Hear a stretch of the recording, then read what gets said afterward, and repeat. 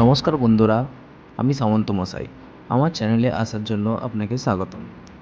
প্রসেনজিৎ চট্টোপাধ্যায়, হ্যাঁ, এই নামটি বাঙালি চেনেন না বললেই চলে।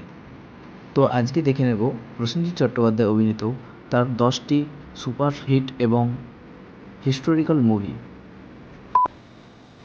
অমর সঙ্গীত 1987 সালে রিলিজ হওয়া প্রসেনজিৎ ও বিজয়তে অভিনীত এই মুভিটি একটি চিরন্তন প্রেমের গল্প, যেটি মন কেড়েছিল অসংখ্য দর্শকের। ছোট বউ 1988 সালে এই ছবিটি মুক্তি পায়।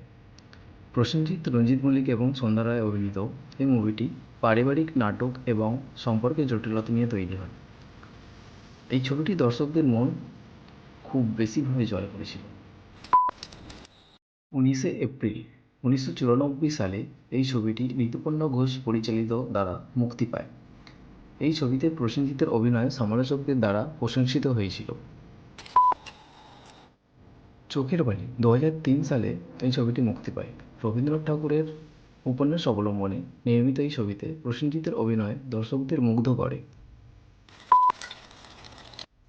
উৎসব 2000 সালে ঋতুপর্ণ ঘোষ পরিচালিত এই ছবিটি প্রসেনজিতের অভিনয় বিশেষভাবে প্রশংসিত হয় এবং এই ছবিটি 2000 সালে মুক্তি পায়।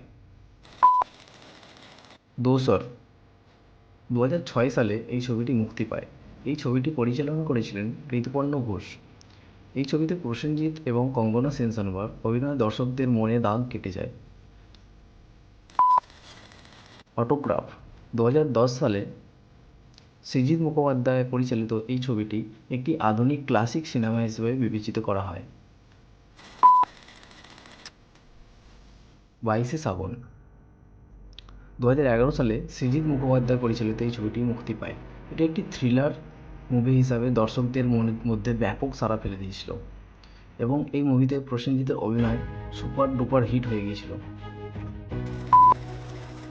মিশর রহস্য 2013 সালে সৃজিত মুখোপাধ্যায়ের দ্বারা পরিচালিত এই ছবিতে প্রসেনজিৎ কাকাবাবু চরিত্রে অভিনয় করে জনপ্রিয়তা লাভ করেন। জাতিস্বর 2014 সালে সৃজিত মুখোপাধ্যায় পরিচালিত এই ছবিতে প্রসেনজিতের অভিনয় সমালোচকদের দ্বারা প্রশংসিত হয়েছিল। আরও এরকম নতুন নতুন ভিডিও পেতে আমাদের চ্যানেলটিকে সাবস্ক্রাইব করুন এবং পাশে থাকা বেল আইকনটি প্রেস করুন। ধন্যবাদ।